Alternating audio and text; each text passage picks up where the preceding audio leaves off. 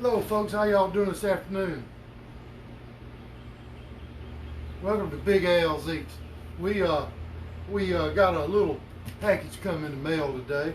Some time ago I bought a Camp Chef 36-inch Woodwind, the pellet smoker, and I've used it several times and really like it. For me, there is a learning curve. I'm a barbecue purist. If you're not cooking with wood, using a stick burner grill or charcoal, lump charcoal, you ain't barbecuing. But I had a few friends buy pellet grills, and I saw how they worked, and I says, I need to try one of those. And I've cooked on everything from those little Weber kettle grills that you put on the tailgate of your truck, and all the way up to 500-gallon steel tanks. And I bought this pellet grill, and you plug it into the wall and hit an on button. I mean, how much simpler can it be? Well, I actually had a hiccup, and the thing would go off, and I couldn't get it to relight. And I'm attributing all of this to user error. There's absolutely nothing wrong with my Camp Chef pellet grill. Now, I called customer service, and what was happening, I would fill it up with pellets and all that, and I was cooking a beef brisket at 275 degrees, low smoke, low and slow, and I was going to cook it about 12 hours. So, I had the pellets going in slowly, and about 3/4 of the way through cooking it, I opened the pellet grill up, and I had a couple of things I had to do. The meat had reached what they call the stall. The internal temperature wasn't going up anymore, so I was going to wrap it, add a little extra seasoning, and wrap it, put it back on the grill till I got an internal temperature of 200 degrees, 203, 205, whatever. Well, when I done that, I got it wrapped and put it back on there, and the temperature started dropping. The temperature wouldn't come back up, and it was just so aggravating because it was cooking just perfectly, perfectly wonderful, nothing wrong at all. And then all of a sudden it cuts off, and it won't light again. I mean, it was very aggravating. The pellet grill has an on and off switch. You hit the on switch, basically this thing's supposed to start up. But I had trouble, so I called the support line at Camp Chef, and I got a lady on the other end of the phone, and I can't remember her name at the moment, but she was very nice. I told her what problems I was having, and she asked me numerous questions about what was going on and what it was doing. And there's an internal temperature gauge here. Well, let me go ahead and open this up, and we'll get in here, and I'll show you what me and that lady discovered. And now I'm doing this video on Facebook, but I will share this over on my YouTube channel. There's lots of people that like to go to YouTube and look up information, get information on cookers, paint brushes, car parts, you name it. If you want to build a house, go to YouTube. Somebody on there show you how. So I was talking to this lady on the phone, and she was thinking that the internal temperature gauge, electronic gauge, was messing up, and she asked me to look inside there. And I opened it up and looked, and she says she wanted to know if I knew what it looked like. And I said, yes, I installed it. I had to partially assemble this Camp Chef pellet grill. And she says, well, that temperature gauge should be a chrome color, shiny. And right then I said, well, there ain't no way this thing's going to be shiny, because it's been on here and we've been smoking meat. And it wasn't shiny, so she says, well, get you a rag or something and wipe it down. It may be reading improperly. And I just didn't think that was it. And she says, meanwhile, while you're doing that, she said, I'm going to go ahead. I'm going to send you another temperature gauge, the internal temperature gauge. And I says, okay, that's fine. So I've done everything she said do, and we went through some different steps. And like I say, I was on the phone with Camp Chef for about 35 minutes on the phone. The lady was very patient with me, and I was very patient with her. She was trying all she could do to help me out. And I assured the lady, I says, this isn't my first rodeo. And she said this wasn't hers either. That was her job, was troubleshooting people's problems. And like I said, in the end, it was actually user error on my part. But anyway, let's open this up. And during the process, we got everything to working. It finally fired up. It done what it was supposed to do. And during all that process, I burned up quite a few of the premium hardwood pellets. So she said, I'm going to send you a box of pellets. So here are the pellets right here.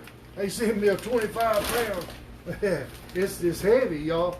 25-pound bag of hickory pellets. That was very nice of them, and I appreciate that. Those are some really, really good pellets. And also, here's that internal temperature gauge that she sent. And that is greatly appreciated. I do not need this, not at this point, but I have a spare now in case I need it. Now, in the end, what I determined, or what we determined, me and that kind lady, I had it on low smoke. And whenever you start this pellet grill, and also let me say this, I'm on several different barbecuing groups on Facebook, and I was reading a post today that someone had a different brand of pellet grill, and they were having problems with theirs going out and not relighting. So and right then I knew what the deal was. So and I told them, that they're not doing anything wrong, and I continued to explain on that group page what their problem was. What it is, when you light one of these pellet grills, and I'm not sure about all the other brands out there, I know about the Camp Chef.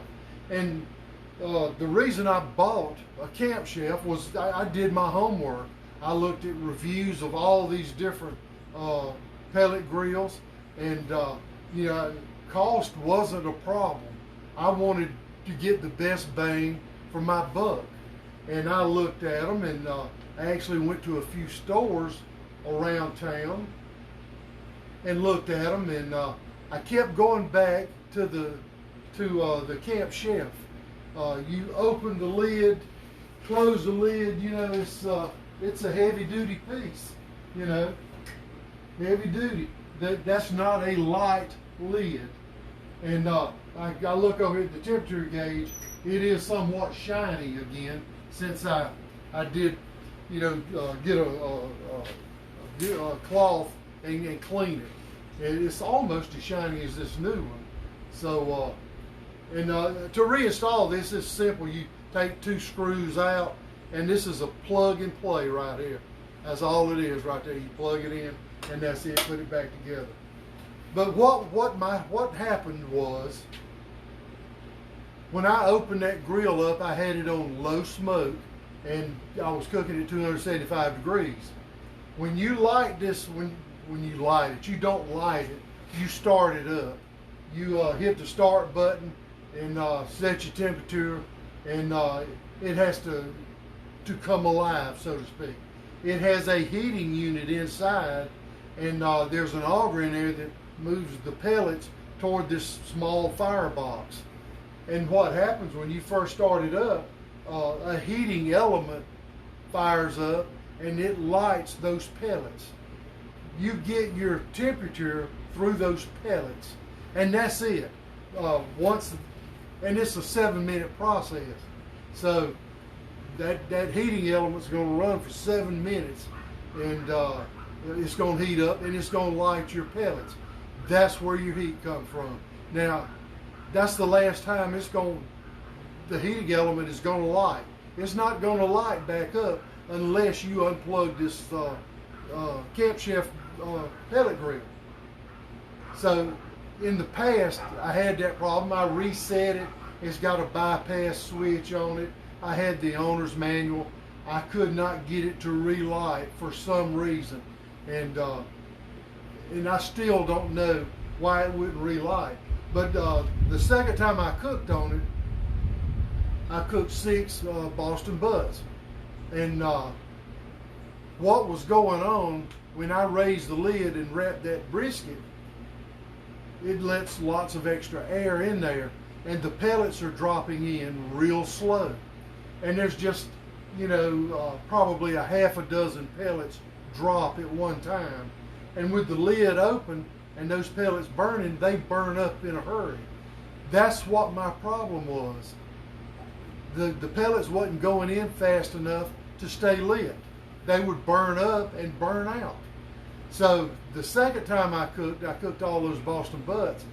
When I got ready to open the pellet grill and wrap those butts and put them back on there to get those up to the 200-degree internal temperature. And this pellet grill also has 4 probes, 4 meat probes, and that was a selling point. A lot of these pellet grills only have 1, maybe 2 probes. This one has 4. So what I did before I opened it to wrap those butts, I adjusted the smoke level. And you can do it with a phone app, or it's got a computerized controller on the pellet box over there. So what I did, I jacked the smoke point of it up to about 6, where I had been running it on 1 or 2. So that dumps a lot more pellets in there, and I do this before I even open it up. So now we're getting a lot more heat in there, but I have the lid open, and the heat's not staying inside, but the pellets are staying lit. So that was my problem. I let the fire burn out, and I'm thinking, well, let's jack the temperature up and get these pellets to relight. And the fire box on this thing, it's just a small fire box about this size here. It was full of pellets, but the heating element did not know to come back on. You have to shut it down and start over, and it'll go through that 6-minute startup procedure where that heat probe lights and ignites your pellets. So after a 35-minute deal with this lady, I haven't had any more issues with it. And like I say, the issues I were having was all my fault. But let me tell you, if you want a good pellet grill, go with the Camp Chef. I absolutely love this Camp Chef pellet grill. It cooks great. Probably cooked the best butts I've ever cooked. And I've traveled the barbecue circuit cooking pork in competition. And I couldn't believe this pellet grill, how well it cooked and the flavor that it imparts into that meat. I just love it. So, hands down, they have a great warranty on them. It's good. They have a 3-year warranty. Hey, this is a barbecue grill. Most of these places you buy something like that, they may have a year warranty against manufacturer error or something like that. This is 100% warranty right here on this Camp Chef, and the people couldn't have been any nicer. So, with that being said, if you have any questions about pellet grills, feel free to leave me a private message. I will get back to you on it. I'm going to upload this video to YouTube. Go over to YouTube, check it out. If you got questions, you can leave a message over on my YouTube page, and that's at Big Al's Eats, Facebook and YouTube. So, like I say, I could not be more happy with the grill and the customer service. Their customer service is second to none. And I apologized to the lady. I said, hey, I must be doing something wrong, or something's really wrong with this cooker. She says, don't worry about it. She says, we're here to figure out what your problem is, and we're going to make you happy. And they have at Camp Chef. So you might as well listen to this. Take this to the bank. You want a good pellet grill? I would go with the Camp Chef. Hands down, Camp Chef. So hopefully, this video would be of some interest, some help to you out there if you're having trouble with the pellet grill that you cook on. And couldn't have been no nicer. Got me a 20-pound or 25-pound bag of pellets, and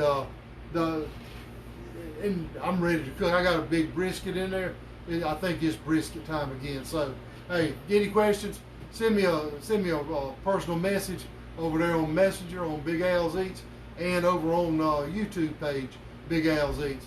Hopefully this was some help to you. And like I say, hook it up. Send me a message. We'll get your problem solved.